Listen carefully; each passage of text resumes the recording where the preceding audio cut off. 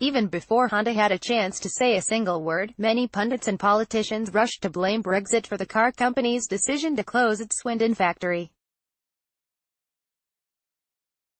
But when it finally came, the official statement failed to make any mention of the UK's departure from the EU. Score one more for the genuine industry specialists and trade journalists who, in my view, have been covering these stories relatively well. We've been here before. Nissan's U-turn on building the X-Trail in Sunderland also had little to do with Brexit.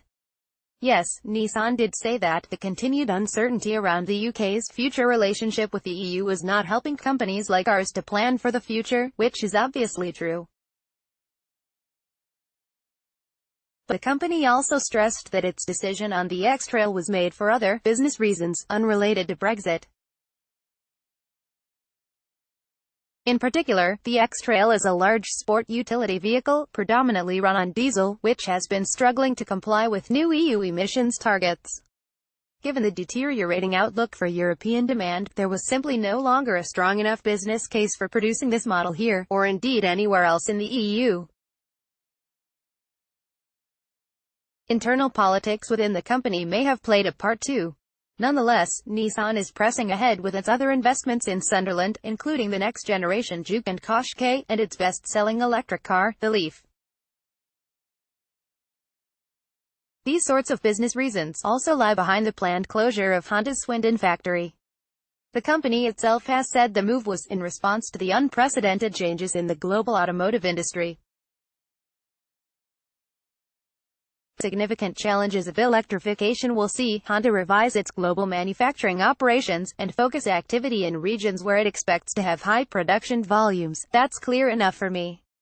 The sad reality is that the Swindon plant is operating well below capacity and has never fully recovered from the global recession. Indeed, the auto industry is in crisis across Europe.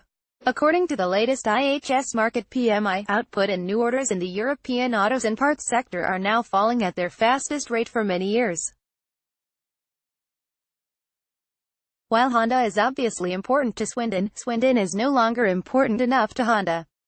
The company's growth markets are in Asia and the US, not Europe. To the extent that Honda's decision is telling us anything important about Brexit, perhaps it's that the UK should also be focusing on new opportunities in the rest of the world.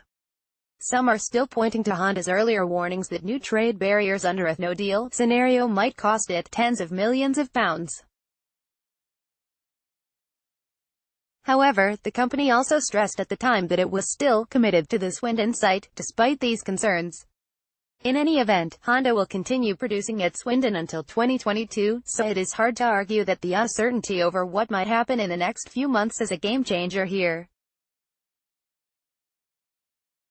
The new EU-Japan trade deal might be more significant. This came into force at the start of this month and will gradually phase out EU tariffs on cars imported from Japan. At face value, this undermines the case for continuing to make cars in the UK for export to the remainder of the EU.